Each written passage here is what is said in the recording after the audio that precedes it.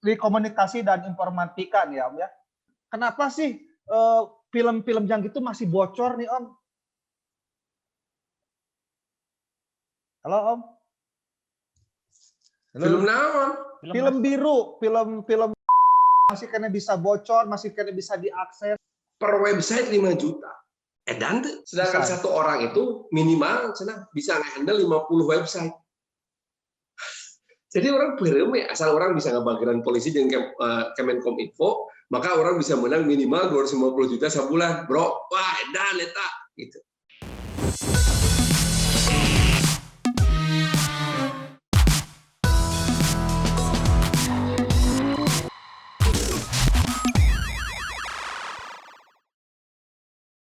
Om kan juga di komunikasi dan informatika nih Om ya. Nah, Ya. ini Om salah satu yang mungkin kenapa sih film-film yang itu masih bocor nih Om? Halo Om? Halo? Film naon? Film biru, film masih kena bisa bocor, masih kena bisa diakses, tah. Eta kan bahaya. Kearifan lokal. Nah, jadi kan pemerintah sudah berusaha semaksimal mungkin ngablok ieu, teu meunang ieu, teu meunang itu, tapi aya we kitu bisa wae ditembus salah satunya kan saya suka dikasih linknya sama Kang Eko nih. Jadi coba saya tangkap lagi bisa saya salah bahwa bagaimana mungkin kenapa banyak lolos film-film biru gitu atau hal-hal yang sifatnya ilegal lainnya di dunia digital termasuk judi online. Jadi yang sekarang jadi permasalahan itu sebetulnya kalau konten pornografi mah tidak terlalu mengkhawatirkan karena pengaruh pornografi mah lebih kepada hiburan yang berlebihan. Tapi yang menimbulkan masalah itu konten radikalisme gitu ya. Konten yang mengganggu stabilitas pemerintahan itu sangat mengkhawatirkan. Kemudian secara ekonomi yang mengkhawatirkan ada dua, yaitu dark web yang mulai memanfaatkan jual kebocoran data yang memang tidak dijaga dengan baik dan benar oleh lembaga-lembaga ini. Dan satu lagi yaitu judi online. Judi online itu luar biasa, gitu. Luar biasa dahsyatnya judi online ini. Nah, tapi sebelum saya jawab semuanya secara kebijakan kumaha, kita mesti memastikan dulu dasar hukumnya. Nah, saya kira Bang Eko harus menjelaskan kepada kita dasar hukumnya, hukum yang kita punya untuk wilayah cyber teh naon wae Bang Eko? Ya ini karena dadakan ya, karena dadakan saya juga takut nyebut kalau per pasal. Saya ngomong yang tentang judi dulu aja nih ya, Om Gus dan Om Farhan yang ini ya. Jadi yang pertama di KUHP ya. Jadi yang namanya perjudian, tong waka judi online lah.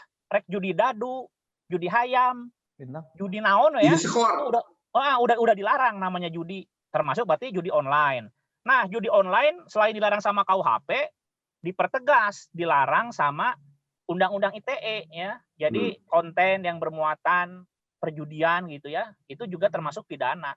Makanya langsung nanti ke Kang Farhan, Kang, ini ada klub-klub bola kita yang sponsornya terindikasi ya berkaitan dengan industri perjudian gitu. Terakhir kali saya ketemu Pak Iwan Bule di hotel naon nu alus teh Fairmont ya, Fairmont. Ya.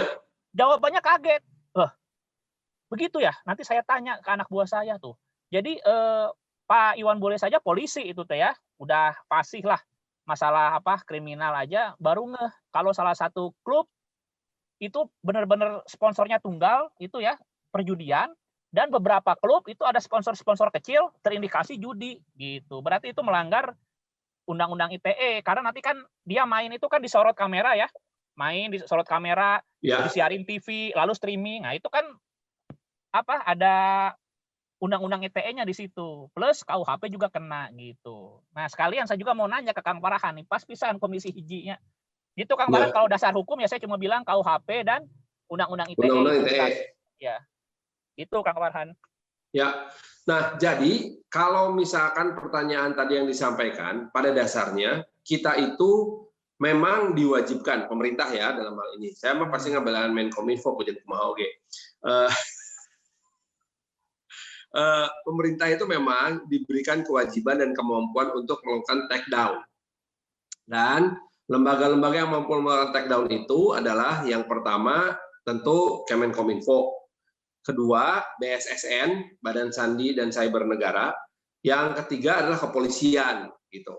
Nah, tetapi semampu-mampunya otoritas melakukan take down dan blokir akan selalu tumbuh yang lain dengan sangat mudah gitu. Jadi kayak misalnya ini praktek ya dan terjadi, dan saya juga mendapatkan tawaran tapi saya tidak mau menerima. Kalau saya bisa mengusahakan supaya saya mengamankan aparat supaya tidak melakukan sweeping terhadap website judi gitu ya. Per websitenya teh saya akan dapat fee 5 juta per bulan.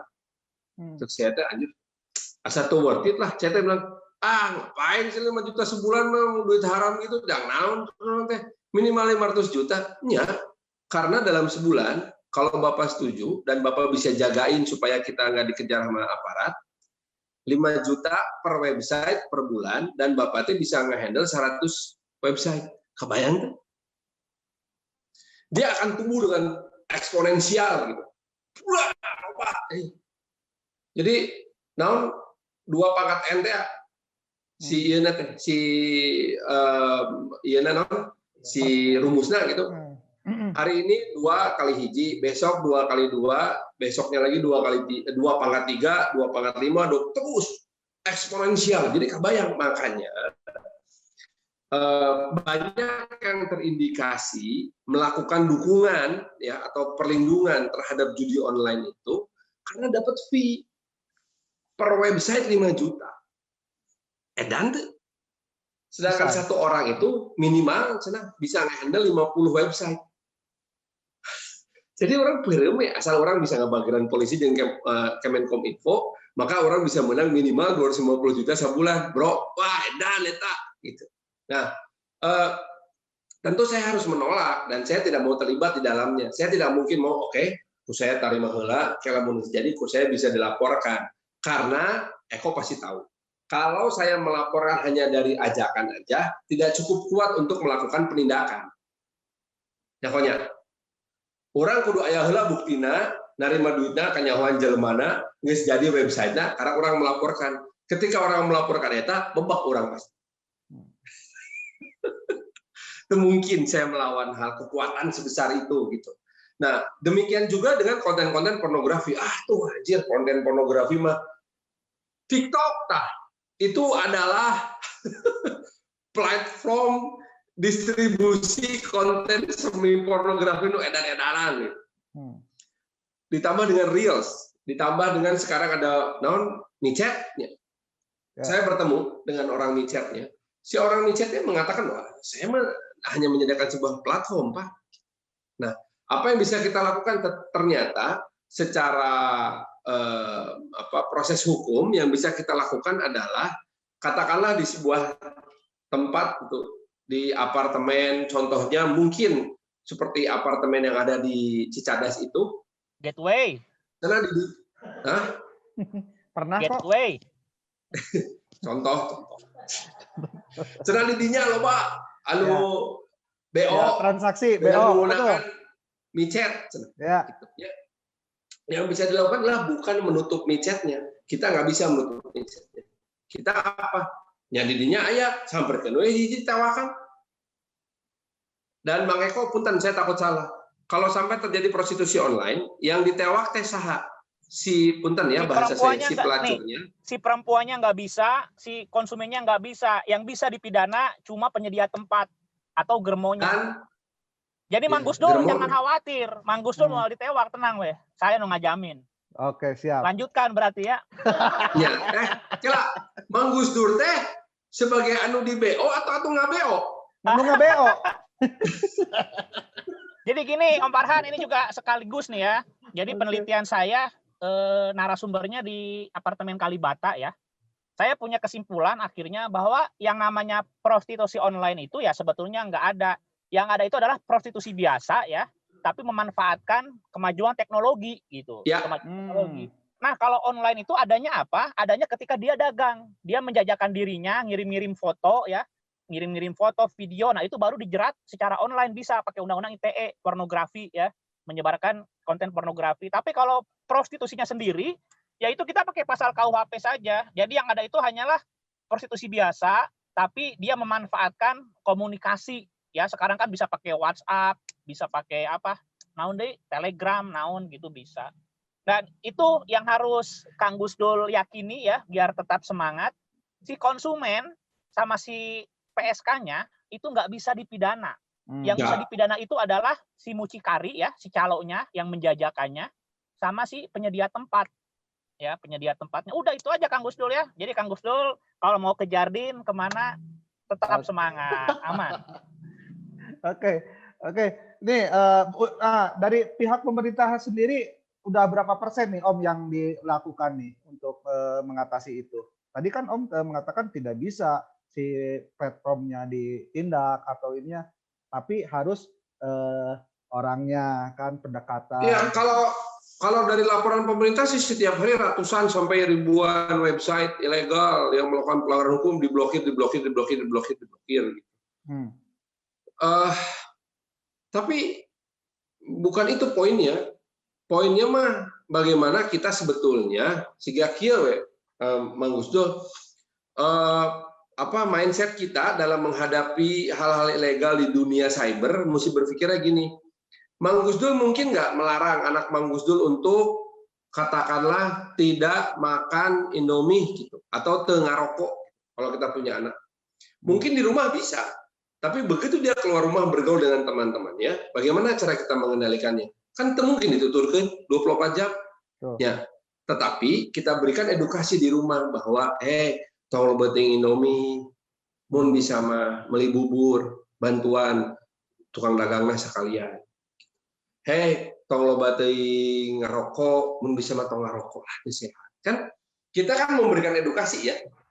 Nah, tujuannya apa? Supaya ketika si anak ini keluar rumah, dia punya pemikiran dan mentalitas untuk bisa menentukan mana yang baik buat saya, mana yang buruk buat saya. Tetapi kita tetap bikin peraturan di rumah. Pokoknya di imah dari Indomie seminggu sekali. Temen awal poe ngarokok, amun dibere ke bapak. Gitu. Kamu punya peraturan seperti itu. Gitu. Nah sama dalam dunia cyber juga begitu. Kita akan buat peraturan. Tidak boleh judi, tidak boleh memfasilitasi prostitusi, tidak boleh pornografi dan lain-lain. Kita akan bilang tidak boleh. Dan kita akan menindak apabila terjadi pelanggaran yang telanjang di depan mata. Gitu. Tetapi apakah kita bisa memberantas semuanya? Enggak. Apa yang bisa kita lakukan? Nyata, sehingga orang kabudak ke anak orang sorangan. Diberi kemampuan pertahanan dalam dirinya sendiri untuk mulai membangun pola pikir yang bisa menyehatkan dirinya sendiri. Kecuali kita seperti pemerintah di Republik Tiongkok. Kalau Republik Rakyat Tiongkok itu membangun sebuah jaringan internet tertutup. Yahoo itu bisa asup, Google itu bisa asup, Facebook itu bisa asup. Nggak boleh sembarangan. Harus masuk ke dalam sistem yang dibangun oleh si pemerintah Tiongkok. Makanya adanya Weibo, adanya WeChat, itu. Nah, handphone orang, saya canggih-canggih handphone orang, asup ke Shanghai, itu berguna, bos. Itu berguna, itu bisa akses ke mana di dinya. Itu orang kudu beli nomor lokal, terus mendownload semua aplikasi lokal, karena orang bisa berguna namun di Tiongkok mah. Nah, pilihannya ada di kita. Kita memilih untuk melakukan yang namanya kebijakan open sky, terbuka.